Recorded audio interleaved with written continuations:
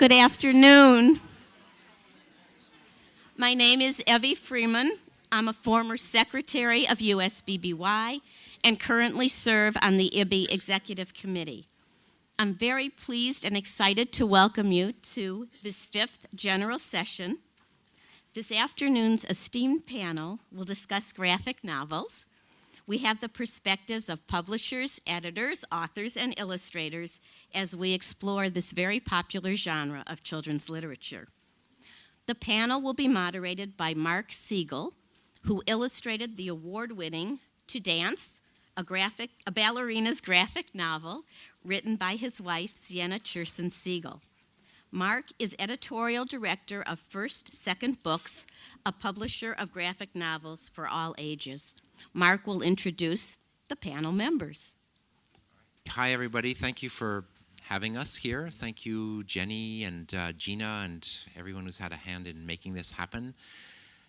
I'm going to be hard-pressed to do justice to these panelists. I feel the level of just outstanding talent at this table and just kind of extraordinary accomplishment is amazing to me. I think I try to avoid situations where I'm moderating panels because I find it hard. But in this case, it was like the panel nobody can turn down. So I'm going to just do a very quick introduction, and because I think by and large these people don't need a lot of introducing. We need. So, and I'm hoping this can be a situation where we get a conversation going, rather than just kind of go down the line, saying, question A, question B. It can be a little livelier than that, and I'm sure it will be. Also, once we get going, if you have questions, I think rather than do a Q&A at the end, just raise hands, and I'll try and respond to that. Is that okay with you panelists? We can be interrupted? Okay. So starting over here, very brief introductions, but Jean Yang is at the far end here, and Jean is the author of American-Born Chinese and Boxers and Saints, and most recently Secret Coders, a new series that he's doing with Mike Holmes. Jean has won many awards that have never gone to comics and graphic novels before, and that American-Born Chinese with the Prince, with the National Book Award nomination. These were sea changes for publishing and for comics in America. Next to him is Andres Martinez, the artist behind Little White Duck, which is a superb telling of his wife's growing up in China. Really magnificent work. Now, we're not going to have a really good coordination with the slides because we have a slideshow that's just basically on a loop. It's kind of working. Yeah. There we go. And you can see, if you haven't seen this book, it's stunning work, and it's remarkably beautifully written. So that's Andres. Next to him, so Liniers, I'm going to address you as Liniers. Yeah. I think, I could call you Ricardo, but I'll call you Liniers. That's the name you'll see on his books. He is the author of a long-running Argentine series called Macanudo. And here we have The Big Wet Balloon, which is a beautiful book from Thun, and written and drawn by Henrietta, is also a remarkable book here. And next to him is Françoise Mouly. So Françoise could be introduced in a number of different ways, with different hats she's worn over the years. For a long time, she was really known to most as the art director of the New Yorker covers, which continues to be the holy grail of illustrators around the world, of what you can aspire to reach. I catch a hint, Mark. So I've got it in my bag. But since a few years back, since launching Thun Books, which has been an extraordinary venture, and really a big part of a changing landscape for graphic novels, and specifically for young readers. And I would say just recently, I feel like in the last year, Exactly. It's like something has just taken off. I mean, there were many beautiful books you had put out with Thun before, but I feel like just in this last year, last 18 months or so, I've seen, it feels like everything coming out from Toon Books is just more stunning than the last. So I feel honored to be here, and I hope I'll be up to the task. I feel like we could go the kind of standard route, which is like, tell us about yourself, tell us about your work, and these people will make that interesting, but I'd like to try, let's get into a bit of a conversation. We're here, librarians, educators. We're in this moment right now where if you look at what was happening in graphic novels in America specifically, even 5 years ago, let alone 10 years ago, the landscape really has changed. It's just a completely different moment we're in. The kind of recognition, the kind of review, the kind of awards, and generally the kind of attention, the kind of support. I mean, the librarians were always there, but now the educators are bringing an incredible amount of support, the kind of scholarship, the kind of, basically the response in America is completely different than it was 10 years ago. I've heard from a number of librarians that the last obstacle in America is not librarians, it's not teachers, it's not buyers, it's not reviewers, it's parents. And it's like the battle has been won, but they just need to catch up to the facts. Those bastards. Right? So I'd like to ask you, and feel free to jump in with this, but so we're in this moment, and it's kind of a twofold question. How are you living this moment, each of you? In brief, like in general terms, how are you living this moment? How is this turning out? And how do you think we'll look back in hindsight on like what around 2015 for the graphic novel in America? I mean, for me, I'm actually thinking of it as a moment where I have to explain what the prejudices against comics used to be. Right. Because I started out when I met the person that became my husband, Art Spiegelman, 35 or 40 years ago. And at the time, coming from France, I was shocked to find out that Americans were prejudiced against comics, that it was considered a bastard medium, that just for kids, and even there, that they had been juvenile delinquents. That was a specific accusation. In 1954, there were congressional hearings denouncing the influence that comics had on children after a psychologist, Dr. Wortham, went on a campaign. But at that moment, in the 50s, 95% of the kids in America, boys and girls, read comics. Actually, like GIs and adults read comics. There were millions of copies on the newsstand, and they were ubiquitous. There was nobody that wasn't like either the action comics or the superheroes or the funny animals. It was a great medium. Had no respect from anyone, but the kids loved them. So the job of the parents and the job of the teachers was to remove the comics out of the hands of kids, put it in the garbage so kids read real books. And with the congressional hearings, because there were comics that kind of were a bit not sanitary, right. Horror comics and science fiction comics. There was a lot of like, very pulpish, because it wasn't just for the kids.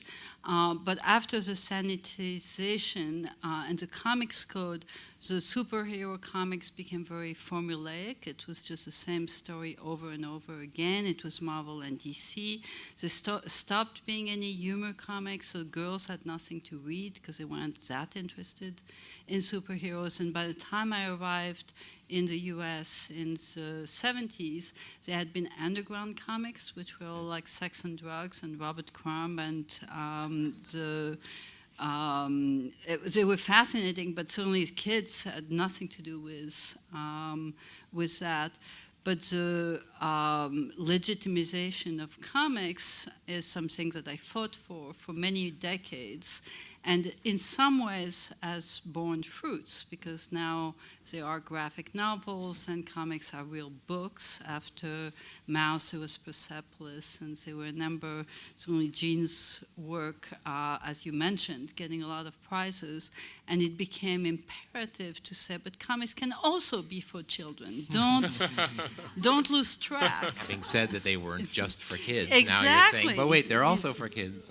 But when you say this, you have to realize that even when you're talking to a young teacher who is 30 years old who has grown up without comics, the prejudices still left a trace. There is a chance for that person, even if she brings comics into the classroom, for the parents to come in and say, like, I don't send my kids to school to read comics. I want them to read real books. So we have to know a little more about the history of it for the medium to really reach out its full potential. And that's why we're doing so much, not just with the books, but also the support for the books. Right, the lesson plans and the guide. So I'm curious also from the creators, in the life of a creator, because I mean now you're speaking more with your editor hat on, right? What's it like at this time? It's different. It's not. I mean, for some people, it has become a more viable career. It's becoming more viable with every passing season. But what's it like? How are you living this moment now? I feel real fortunate because I studied painting, and I grew up with comics, Marvel, DC Comics, and I never looked to it as a career. And I went to art school, painting, and then I'm glad I found comics again because of the boom and the variety of stories that were out there. It came back to me. You know, I noticed it again through comics like Maus and underground comics as an adult. And I found it, and I realized that's the best way I could communicate with art as an artist, you know, through comics. And I feel fortunate that, you know, industry changed, you know, from, as Francois was saying, those superhero comics was kind of flailing, you know, and the market changed and the audience changed. Librarians and teachers really accepted it, and a younger audience accepted it. So that just opened up the opportunity for more variety of stories, you know. So as an artist, it's a great place to be. It's just more toys to play with and different kinds of stories, and it's amazing. I think it's kind of nuts, actually. When I started making comics as an adult in the mid to late 90s, and back then, my friends and I would go to these local comic book conventions. Like even San Diego, we would go to San Diego, and there would be so few people there that we could get the tickets the day of. Like that morning, we would get tickets and walk in. And on Sunday at San Diego, there were more exhibitors than there were like attendees. So we'd go to these panels and we'd listen to our favorite artists and writers and publishers talk about how we were about to see the death of the American comic book. That's what the conversation was. So to go from there to here is kind of nuts. Like I did not expect. I honestly, I didn't expect to make any money at all. The way I used to justify comics in my head was I would say, this is going to be like some people spend their money on golf. I will spend my money on making comics. So to go from there to here, like I quit my day job in June, which is kind of nuts. Like that's just not something I ever expected to have. Well, he was working in a hospital helping people, you know. So don't clap. He had a very decent job, and now he's making comics. Yeah. Well so that's true. Like I would say it's amazing. It's amazing. Like the fact that people know what graphic novel is now is shocking to me. You know. Yeah. That the average person on the street knows what a graphic novel is shocking to me. The fact that I can walk into my local library and there's actually a shelf full of them. When I was a kid, I would have to go to 741, section 741, and just like dig around in there to look for some graphic novels. Now there's a shelf and it's right. You walk in the door and that's the first thing you see. It's absolutely amazing. For me, it's rather different because I live in Argentina, so nothing of this happened yet. You know, I like a couple of years ago, I was in Colombia, and they told me that any comic book there has a special tax, that only porn and comics have. So they still have. So they go like, you know, you want to publish comics, you have to pay because, you know, or you can, you know, publish porn, yeah, whatever. So there's still a long way to go in Latin America. There's still people are still thinking that, you know, we're still in the time where people go like, oh, comics are for kids. So we haven't yet conveyed that, well, it grew up and then they forget that they are for kids and they have to go back to kids, what Francois was telling. So it's kind of hard. I was very lucky because what I really wanted to do when I started doing, you know, comics in the 90s, I wanted to do a daily strip. Like I love that form, that, you know, just have an idea per day. That's my top. You know, I have like only one. But even a very good one, like an idea. And so I started doing this daily strip, but there's a couple of newspapers in Buenos Aires and they have like 5, you know, spots for daily strips, and the people that have those spots, they only leave them when they die, you know, and they almost never die. You're waiting there with your strips going like, come on. You know, you admire these people, but you're waiting, so, you know, they're getting older and, you know, keep drawing. So there's not a lot of space for comic artists, and the good thing about the daily strip in those newspapers is that it's the only place where people who don't read comics read comics. So, you know, you get a little bit of recognition eventually. Eventually, somebody didn't die for me to get in, I want to say. You know, I didn't kill anyone also. They were running Zits in this newspaper in Buenos Aires, the daily strip, you know, and this is about like a teenager from... And nobody was liking the strip. It's a really good strip, but nobody was liking it because it was such an American kid that and plus it was badly translated with, like, you know, words that we don't say in Argentina. So I'm sorry to say, if anyone knows the guy that sits, I replaced that guy. And I remember the way I got in the newspaper is that there was this very famous Argentinian cartoonist called Maitena, and she took me to the newspaper and said, hey, you guys have to publish this guy. He's, you know, and the people who were publishing that said like, well, you know what, we have this SITS thing and it's syndicated, so it's really cheap. It's like $200 per month. And Maitena very smartly said, well, my friend will do it for $200. So that's what I started, you know. Now I'm way more expensive, but... Good job. Yeah, it's like $300. So can I ask, maybe this is off topic, but so in Argentina, are porn comics double taxed then? Yeah, no. Yeah, it's a horrible place to, you know, to grow up. When you have to be like a millionaire, you know, teenager. No, luckily they invented the internet where everything is free. You know, but it's still kind of like in the dark ages for comics, and what used to happen was I used to travel when Macanudo started doing well and these books started being published in different countries. I would go to Spain or to France or here to the States and find all these Argentinian books, like Argentinian authors that weren't published in Argentina, like José Muñoz and, you know, like amazing, Brescia, like amazing cartoonists that you can get them in Italy, but you can't buy them in Buenos Aires. So that's like really screwed up. So we did start a publishing place there. So I also get the hat thing, and we started publishing. But we're still, and when I first met Francoise and we were talking about the Toon book, the first one, she told me this thing that, well, you know, people are not doing comics for kids here, and that blew my mind. Like, what? I'm still doing this thing where comics are for adults, and now everybody forget to do comics for kids. That's crazy. So, thank you.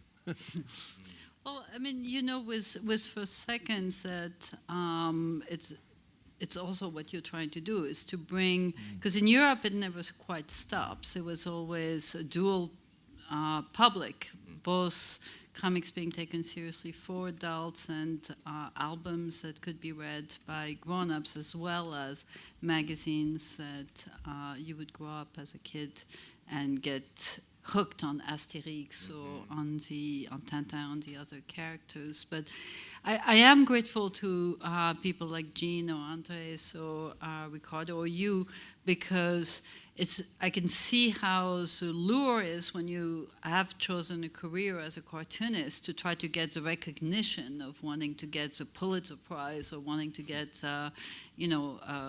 Money. that I don't understand, but I wasn't aiming for the Pulitzer Prize.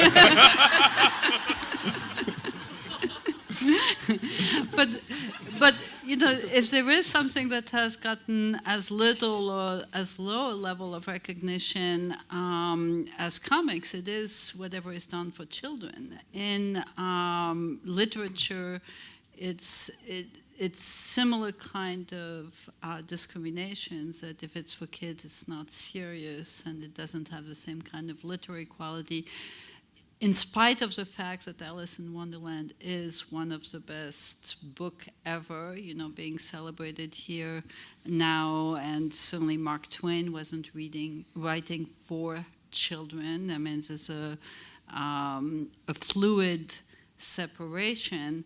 And I think it's great to have creators who are actually devoting their energy, their creative energy, regardless of whether it's publishable or not. And the great thing about comics, compared to video games or compared to movies or TV shows, is being a publisher, Ricardo being a publisher, like everybody who is a cartoonist also has a very, very close access to being published, to self-publishing, which is pretty much what we all. I mean, it's interesting because if there's in the editor's life, there's the part of, it's interesting. Leonard Marcus there you are.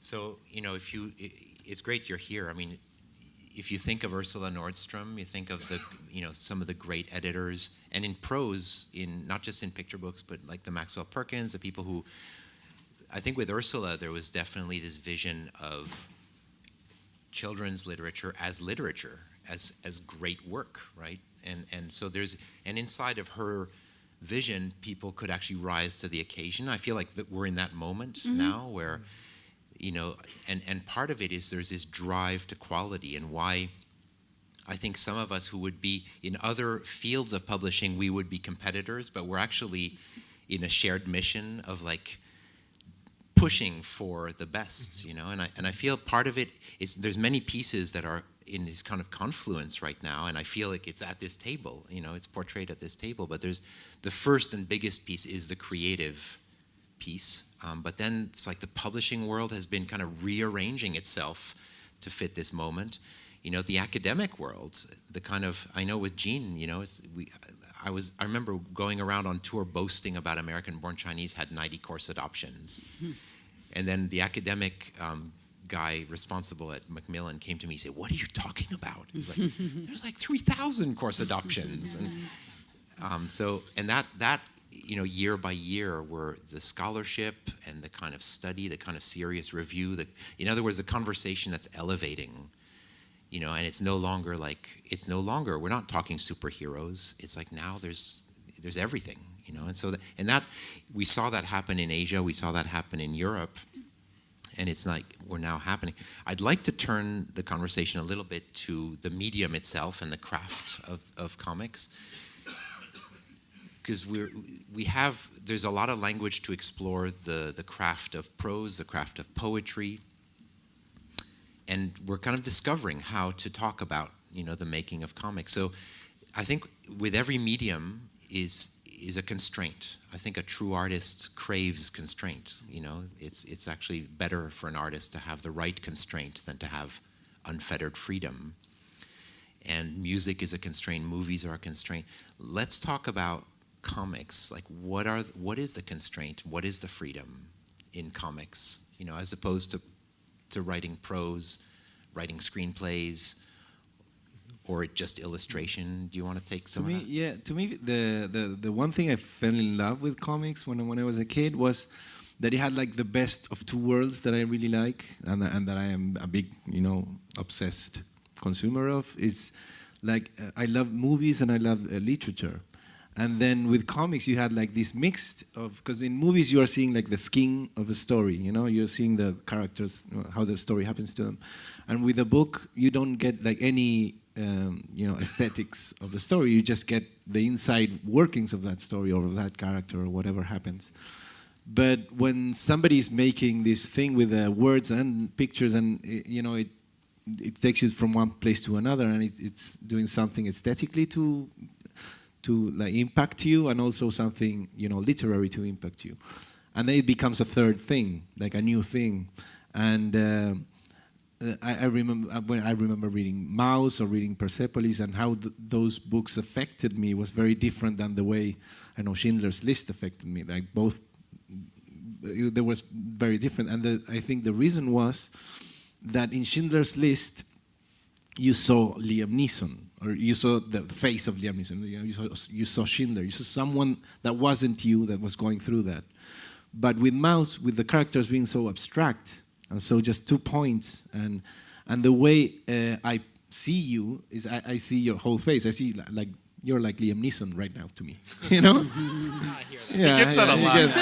He has like a Liam Neeson-y vibe. Less scary, but still. But the way I perceive myself is just 2 points and one blah, blah, blah thing. I have no idea where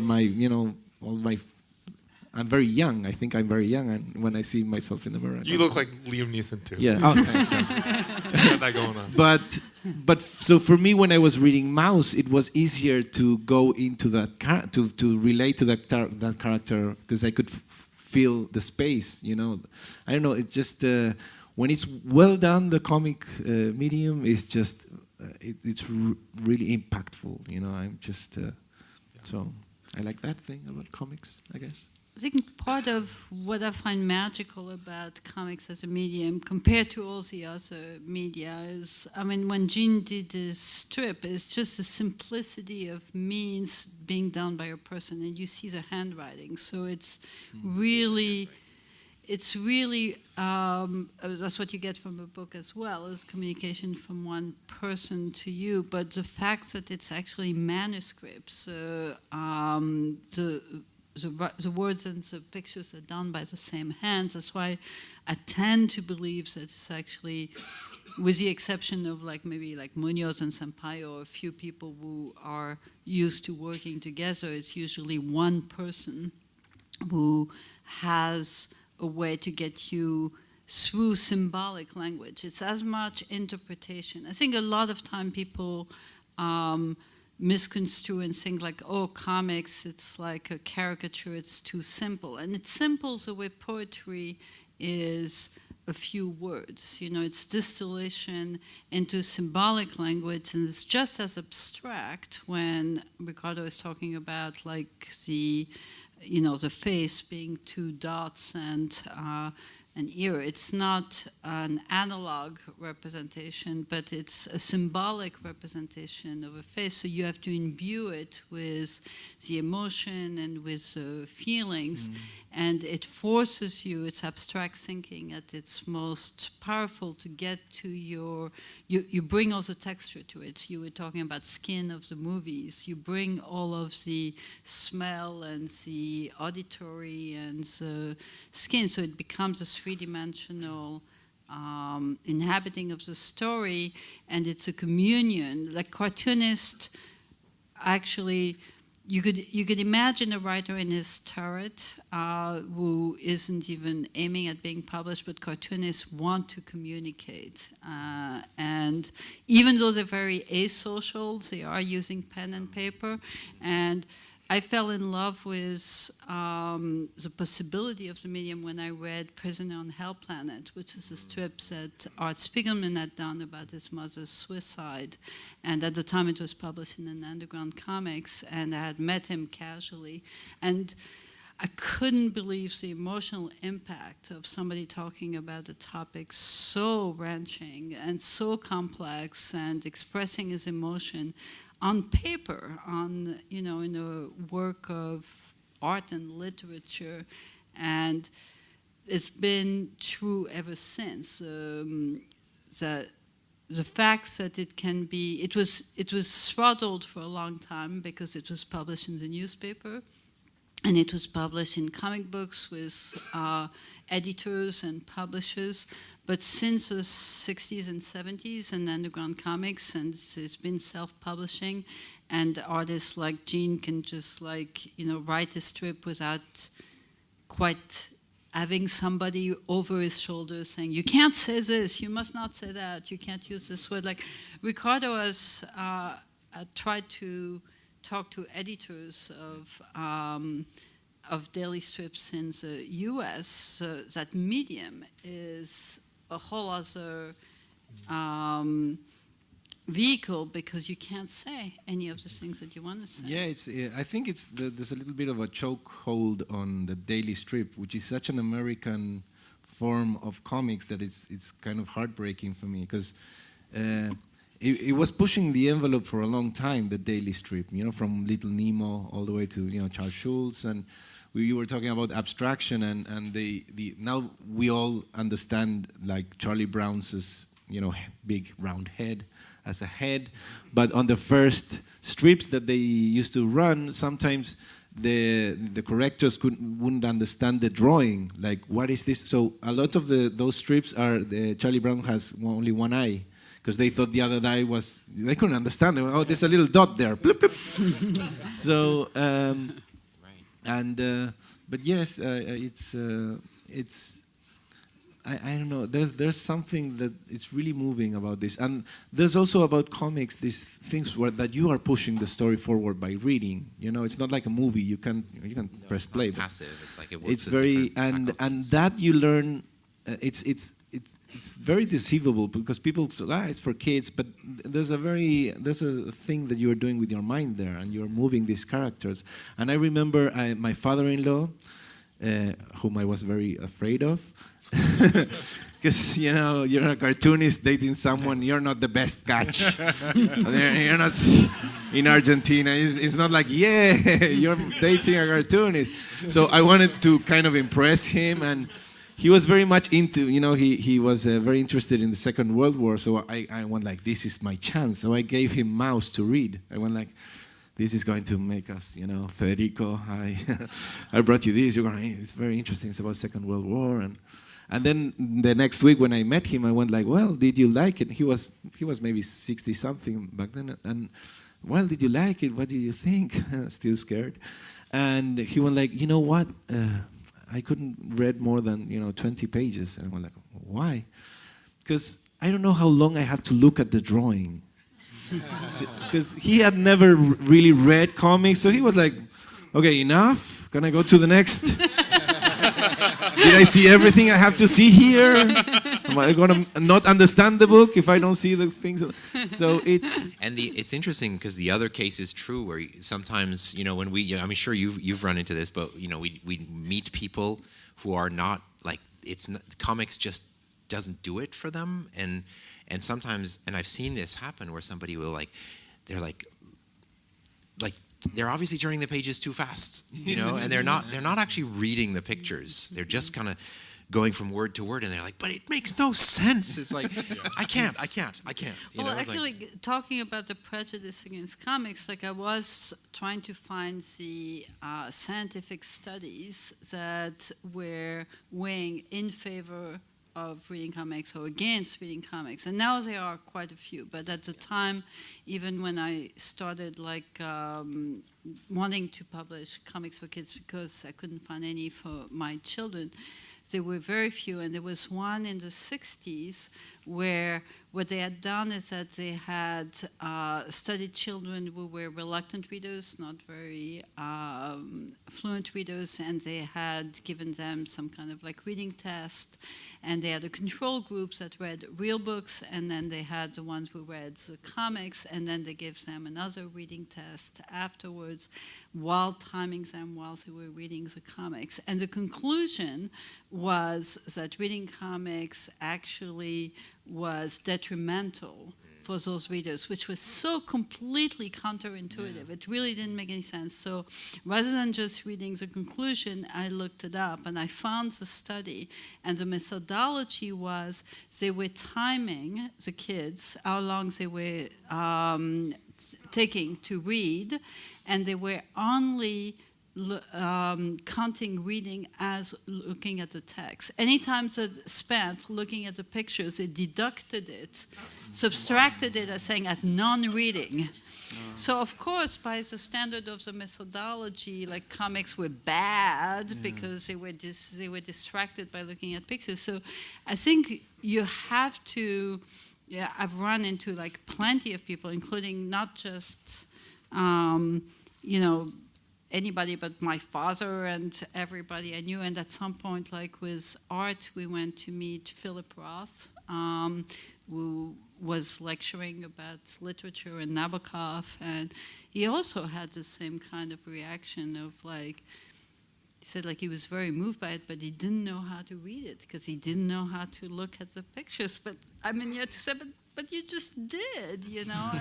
If you read the whole book, of course you looked at the images.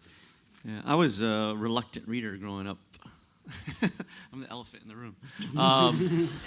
My family grew up in extreme poverty in Texas. We probably didn't have a book in the house. I think we have an encyclopedia, something on the shelf. They were busy working. My dad was a day laborer. My mom was a stay-home mom. I mean, education was not even a conversation.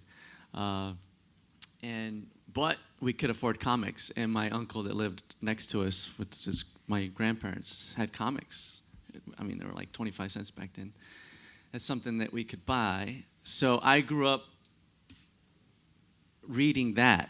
Visually, it spoke to me, like pictures and words. It was just natural to me. And I think it just kind of made me into an artist in a way, and made me appreciate reading. And it's funny because that's the way when people speak to me, I see pictures, you know. And I thought everybody was like that. My wife's a physician, and one time we were talking. She's also, she's English is her second language. She speaks Chinese, but we were conversing and we were not communicating. I was like, what is it? She goes, well, when you talk to me, I see pictures, don't you? I'm envisioning this. And she's like, no, I don't. I'm like, you don't. When I speak, like right now, this sentence, there's not pictures popping up in your head. She's like, no. And then I'm like, and it got me thinking. It's like that's really interesting. And maybe but she, we read comics together, and I introduced her to comics. And she read illustrated books growing up in China, but the magic of going from one panel to another and connecting the text, and it's a language I prefer to communicate in. Even up here, I'm like uncomfortable. But I love giving my opinions. I love telling stories in comics. I just feel at ease. The thing that I don't like about comics is it takes so damn long to make, and such a you give somebody who worked on this for like 2 years and they read it in less than an hour. I'm like, no, just a little longer. Look at the pictures a little longer. Yeah, but, it's a wonderful medium, and I'm happy to be doing it for a living. It's great. Well, in case anyone's wondering, the proper amount of time you should look at every picture is about 32 seconds per square inch. I'm just kidding. Will Eisner had this quote where he said he loves comics because he's just an okay artist and an okay writer, and he can use one to cover up his deficiencies in the other. And that's totally how I feel too, is that I'm an okay artist, I'm an okay writer. I'm definitely not as good as Will Eisner, and I can use one to cover up the deficiencies of the other. I actually think it's kind of interesting because writing, started off as making pictures. That's the origins of human writing. So in a way, comics is kind of like writing going back to its roots. The words have become developed so that they're more they come out of our oral senses as opposed to our visual senses. But now with comics, those two things are coming back. Right, and we're also in a time now where more and more of the conversation in academia is turning towards this visual literacy, Yeah. which is what we're speaking about reading pictures and the content.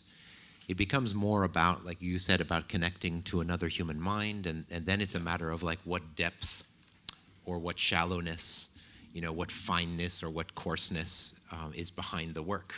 And like everything, just like in movies, in music, in prose, it's 90% garbage, most of what gets produced, but then there's the 10% that's going to stay forever, right? That's part of the human And in kids' inheritance. books also, because there's this about book for kids. I never underestimate these types of books, because for one thing is the base of whatever pyramid of things you're going to be reading. It's what you start reading, so it's not the same if you give a kid like a book by Maurice Sendak or you give them My Little Pony. Even, and I have 3 daughters.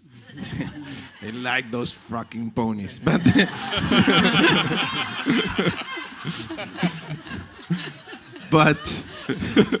so we go like it's okay, Rainbow Dash or whatever. But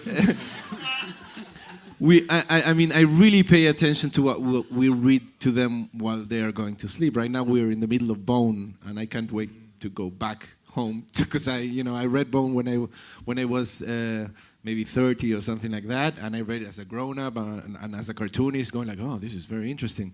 But now that I'm reading to my kids, I'm like in there, I'm like, oh, Phony Bone, and they are laughing.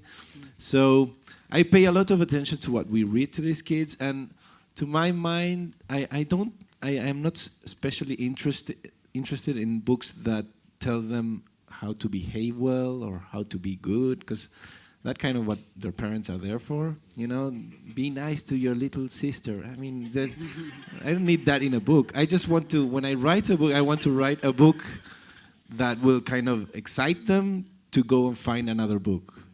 Just tell them something that it's like, oh, this was interesting. Let's go and find another one of those.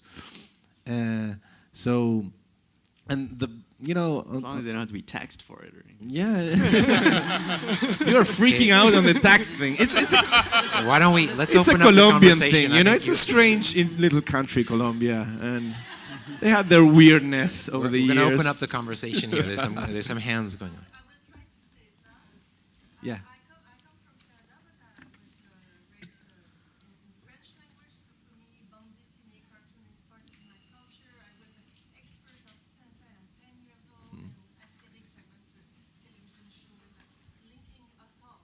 Well, I think comics are definitely a part of American culture, and they have been for a really long time. Everybody knows who Superman is. It's and an who American Spider-Man invention. is. Yeah, absolutely. Everyone knows Well, who Calvin and Hobbes yes are. and no. No, Okay. not necessarily. This is going to get nasty now. I throw it out there, see what happened. It was in No, Argentina. you open yourself 18 up for this. It's an Argentine invention. No, it's actually a Swiss invention because the first I cartoonist thought is Rudolf it was a Topper. Chinese invention. Okay, end of panel. We're like, So I was gonna say, I think like comic book culture is all over America. It's just something that we've been ashamed of for a really long time for some reason. For whatever reason, it's just dating back to 1954, I think, and the supposed link between comics and juvenile delinquency. We've just kind of, it's like a piece of our culture that we want to keep in the basement, and part of bringing it out of the basement really is, it's not just using comics with reluctant readers, but it's really acknowledging that there are just certain kinds of information that are better communicated through comics than any other medium, right? And there are examples of this all over the place. So for instance, every time we go into an airplane and that little card tells us how to save our own lives, that's done in comics. That's not done in any other medium. And then every Lego set essentially comes with the instructions in comics. IKEA instructions? Absolutely. Bad comics. Bad comics. There's an Question is about translation and the challenges of translating comics. And I've been told that Henrietta is even funnier in Spanish than in No, sadly enough, it's funnier in English. Like I managed to get like a really good translator in English, you know. So I don't really reread my books, and Macanudo 1 that was published last year, I haven't read it for a long time, and I got the English proofs, and I went like, you know, like, and I don't laugh at my jokes basically because I know them, but for some reason, there's my translator there smiling, going like, yeah, very good, yeah, vale. So that's one version of the translating word when you understand the language that it's translated into. But I had my books translated into Czech, for example, for the Czech Republic, you know. So I really like the Czech people. If anyone's here from any Czech Republican, emphasis on Czech, you know, please. Heart check. Yeah. So I was talking to the translator for Macanudo in the Czech Republic, and she was telling me, "Oh, I really like your books." Thank you, miss. And you know, your character Henrietta in Spanish is called Enriqueta, so it's like a direct translation. And so she was telling me, "Well, Henrietta, I translated her." I don't know if she talks like this. I'm sorry. I don't want to be inconsiderate to the Czech people. They are so nice, but Henrietta, I named her Jindřiška. And I went like, oh, it's lovely, it's gorgeous, like, oh, great, you know. And I asked her, is Jindřiška like the translation from Henrietta? And she says, no, it's the name of my grandmother. So I have no idea what they are doing there with my books. Okay, wait. I have a story to add to that one, which is with Jean's book. So we have a shelf of American-born Chinese in all different languages. And there was this very nice, one of the early, there's a few different Chinese editions from China, from mainland China. And there's this one that has like a little mysterious paragraph on the cover. And it's been sitting there, you know, in the first, second offices. And one time there was a Chinese librarian from Queens, I think, was visiting with a group of students. And she came in and she walked by, and I asked her, like, oh, can you just tell me what this thing says? And she looks at it and she goes, it says, should you be seduced by the American dream, then you should take this cautionary tale to heart. Awesome.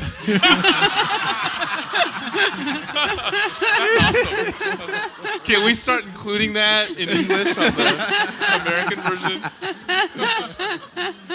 You know, the fact that you're asking about translation, I'd like to submit something, and you may feel free to disagree, but I think comics are like the bedrock of cultural exchange. And here's my argument. So out of all the media, all the storytelling media out there, I think comics translate the best. Because when you take a comic that's done in one language and you translate it into a comic in a different language, the experience of reading it in that second language is closest to the original. If you look at film, like you get those subtitles, reading subtitles is a different experience. It's a very different experience from actually just watching it in its native language.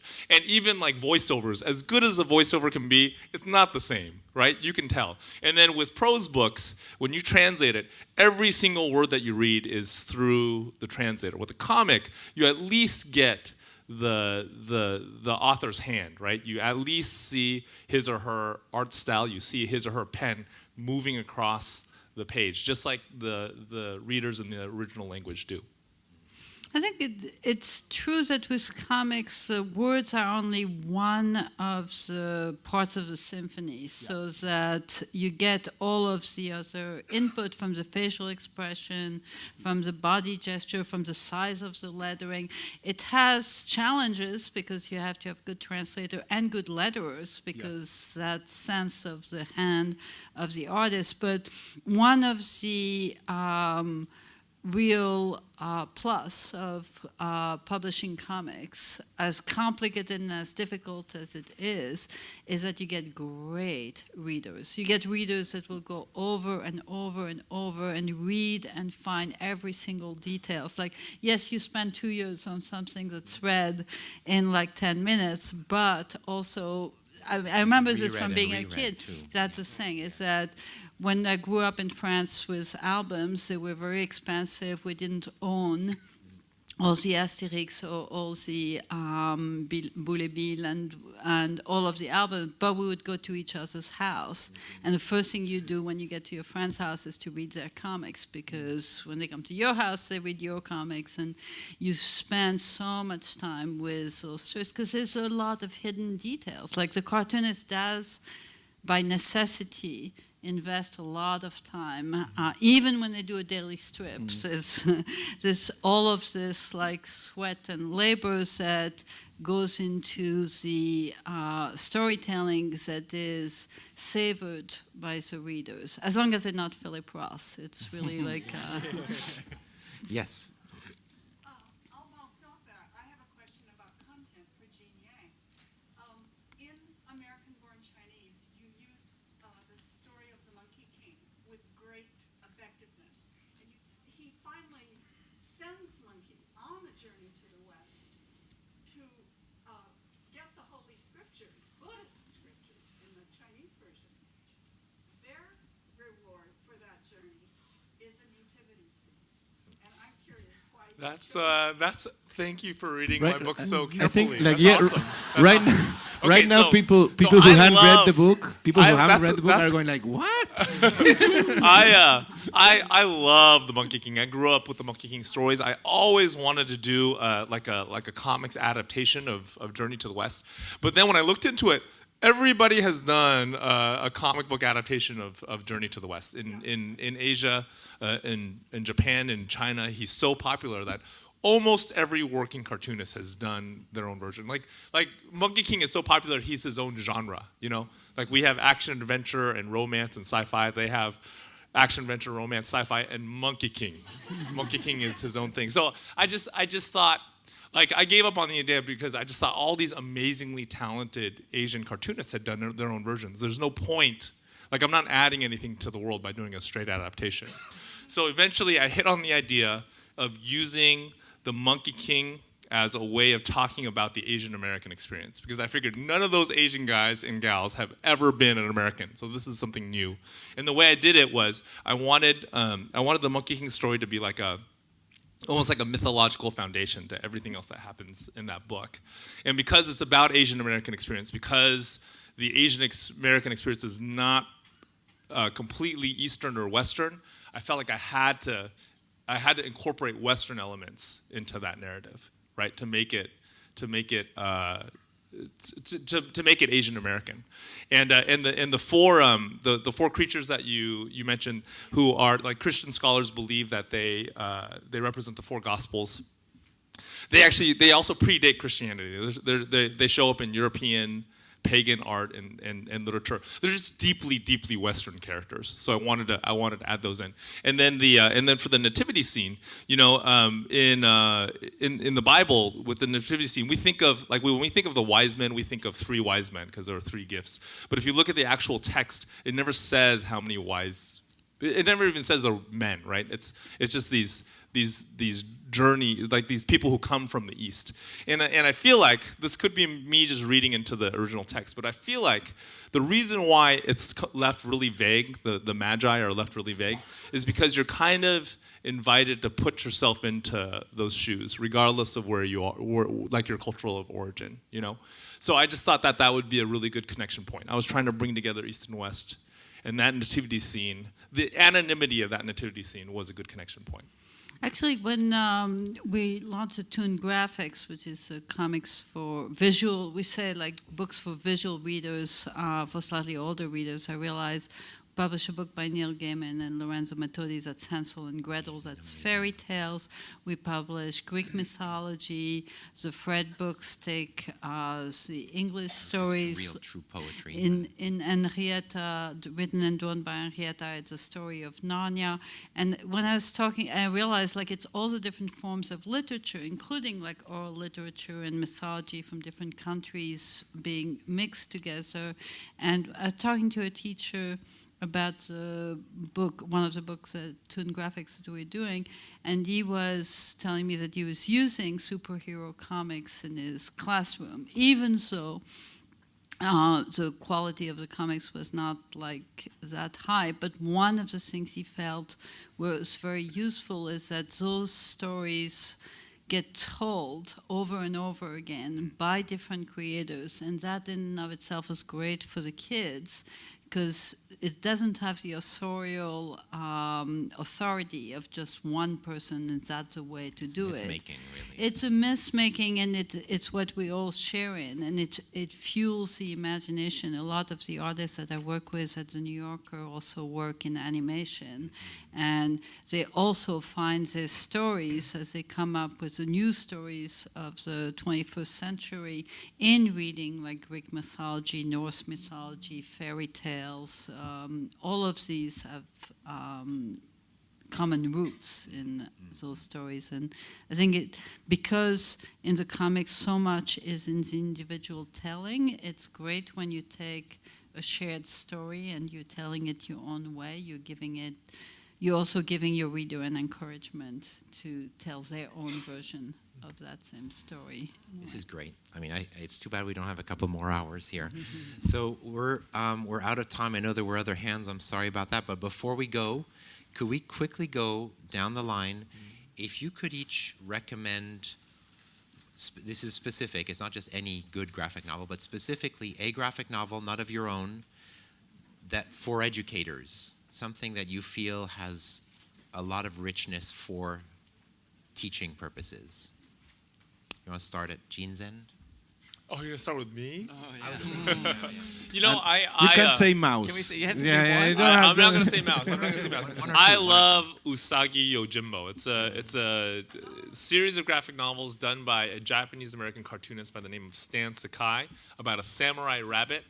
It is, but it's more than just a comic about a samurai rabbit because Stan Sakai deeply researches medieval Japanese culture, and he infuses all of that in. So the bowing sequences that this rabbit goes through before he goes to fight is an exact comic replica of what the samurai used to do. Great book. Thanks. Andres? I Kill Giants.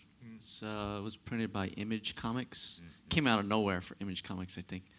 But I think it's good to recommend to kids that suffered some kind of loss or something like that. It's an amazing story. I think they're going to make a movie out of it soon. So you get the comic book and read it first. Persepolis is good. Yeah. There's this like a classic Argentinian big book that's coming out by Fantagraphics. It's called The Eternaut, you know. And I used to read this when I was a kid, and because when I read Mouse, I needed every book to be like Mouse, and there wasn't like that was the only one. I was like, I need every book to be like that, and so I went back to The Eternaut. So this story, and it's like a classic Argentinian 300-page novel.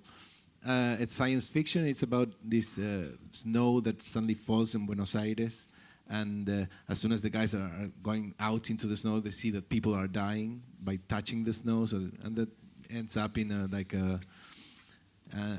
in an alien invasion. It's just so much fun just to read as an adventure. But then it's very rich with social commentary, and it gotten to be like a very eerie book because it mirrors reality in a very horrible way, because the script writer was disappeared in the military dictatorship, and his 4 daughters also were disappeared. So it's just this amazing adventure, but it also has this connection to reality, and in a very, very strange, eerie way. And I think it's the first time it's being published in English. So, and it's an amazing It's not out book. yet, right? Yeah? Eternaut, No, it's The Eternaut. It's coming out now, like November, October, or Great, something like that. great. And everything that Toon Books and Enchanted Lion publish. And you, Françoise? Yeah, it's hard to recommend something I didn't publish because almost by definition. But Ricardo was talking about Bone by Jeff Smith, and I think one thing that we have to really keep track of is the pleasure of reading. Anything that the kids will like lose themselves, and like if you mention a book and they've read like 3 more volumes by the time like you want to talk to them and they can't stop reading, then you really are on. And just once they are reading something, makes them talk about it. They're incredibly articulate about pictures and to talk about the choice that the artist made and the point of view and looking at the image and focusing a discussion. I know a lot of teachers use like New Yorker covers for that because it's forms of narrative. You'll see so many details through the eyes of the kid. I've heard Gene lecture a number of times and he's very articulate about how much you read in the pictures, but your students will teach you a lot, I think, if you get them to talk about comics they like. Yes. Well, thank you so much, fellow panelists. And That was you great. have to recommend some. Thanks, What Mark. would you recommend? Now I'm on the spot. What would I Yeah. recommend? It's not so easy, eh? Easy to ask the question, but then... I mean, I think the Avatar comics, I know it's Gene, it's not ours, but the Avatar comics from Dark Horse, that the Avatar animated series, I think is a little masterpiece of it's a work of art. And Gene wrote the series, the comics that pick up after the end of the first season, the 3 seasons. I'd recommend that. the wrenches, that was a good The one. wrench, I can't recommend that one. I recommend Let's that. thank you, our everybody. panelists Thank you. again for an amazing discussion. Thank you.